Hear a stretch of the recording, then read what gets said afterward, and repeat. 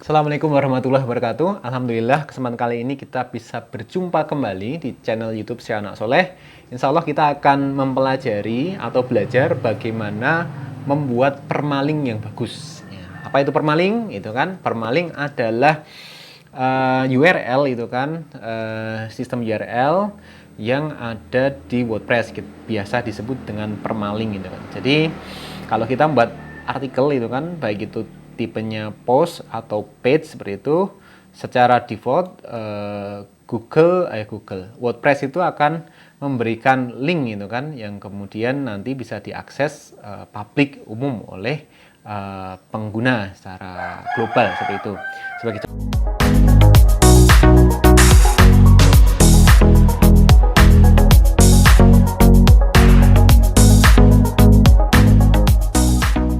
contoh, kami membuat tulisan dummy, misalnya rekomendasi toko wallpaper Jogja. Ini nama domain, terus kemudian nanti slug URL yang kemudian disediakan oleh WordPress seperti itu. Langsung kita bisa setting, terus kemudian nanti bisa ditampilkan URL-nya di mana-mana seperti itu. Nah, kita bicara setting global permaling dulu nih, gitu kan. Untuk men-setting global permaling, kita bisa di halaman admin, terus kemudian di menu bagian kiri setting, terus kemudian ada permaling seperti itu. Nah, di sini teman-teman akan melihat itu kan bahwa secara default itu kan settingan permaling itu plain ini. Jadi yogyakreatif.com misalnya di sini, terus kemudian garis miring tanda tanya P sama dengan 123 misalnya. P itu post ya, seperti itu. 123 itu ID primary ya, primary ID di database untuk tulisan yang kita buat seperti itu. Nah, tapi kan kalau URL itu ada angkanya itu kan nggak cantik seperti itu, nggak mudah diingat, terus kemudian nggak menarik gitu kan secara manusia seperti itu. Maka biasanya kita rubah seperti itu. Ada berbagai macam tipe yang sudah disediakan oleh WordPress, misalnya day and name. Jadi ada tanggal seperti itu, bulan, tahun, bulan sama tanggal, terus kemudian nama artikel kita seperti itu. Ada month and name itu kan, tahun, bulan seperti itu. Terus kemudian nama artikel kita.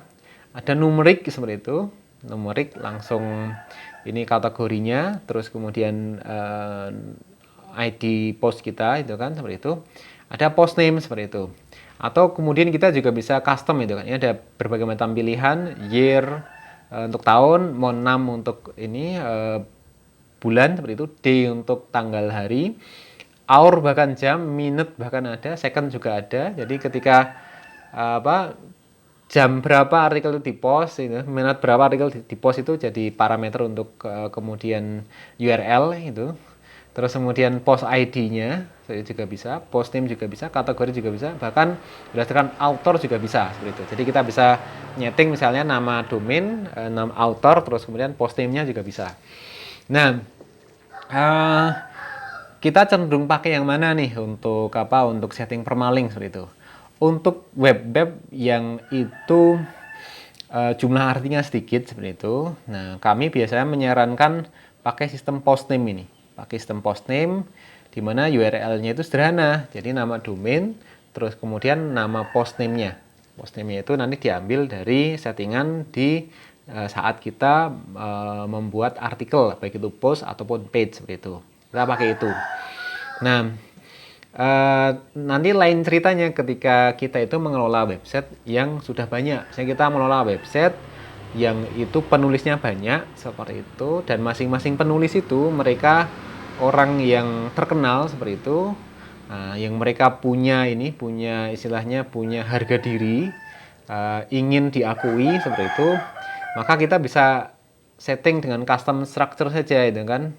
Kita bisa setting dengan custom structure, author, terus kemudian post name, sehingga pasti diketahui gitu kan di web kita tersebut ini penulisnya siapa, terus kemudian artikelnya yang apa, itu bisa seperti itu. Jadi tergantung kebutuhan kita seperti itu. Nah, kalau kita ingin mengarsipkan ya tulisan kita itu dalam periode harian itu kan, maka kita pilih denim saja ini. Denim saja. Dan jadi bisa jadi dalam satu hari itu kita produksi banyak artikel, maka konsep ini yang cocok untuk dipakai seperti itu. Kalau kami sendiri menyarankan untuk web-web yang baru, UMKM yang ini masih baru berkembang, jumlah artikelnya itu nggak banyak seperti itu, di bawah 200 post ya seperti itu pakai sistem postname saja, pakai sistem postname sehingga URL-nya bagus seperti itu. Nah, setelah kita pilih terus kita simpen, kita akan lihat itu kan hasilnya, tampilannya tampilan di postingan yang kita buat. Misalnya kami sudah membuat rekomendasi toko wallpaper Jogja gitu. Nah, ini kita bisa edit URL yang nanti tampil gitu. Apakah Slack rekomendasi toko wallpaper Jogja sudah bagus itu kan? Menurut kami itu belum bagus. Kenapa? Syarat agar URL itu bisa menarik seperti itu. Menurut kami itu cuma pertama itu singkat seperti itu, kedua dimengerti manusia seperti itu. Jadi rekomendasi toko wallpaper Jogja itu masih panjang, terlalu panjang. Kalau kita bisa pendekkan lagi, kita coba pendekkan lagi gitu kan. Misalnya kita coba ya ini di settingan permaling sebelah kiri, Slack-nya itu kan di setting. Nah, kalau rekomendasinya dihilangi misalnya, sehingga tinggal toko wallpaper Jogja. Apakah itu sudah dimengerti oleh pembaca? Oh sudah seperti itu. Dan tulisannya sudah pendek, maka ini cocok seperti itu.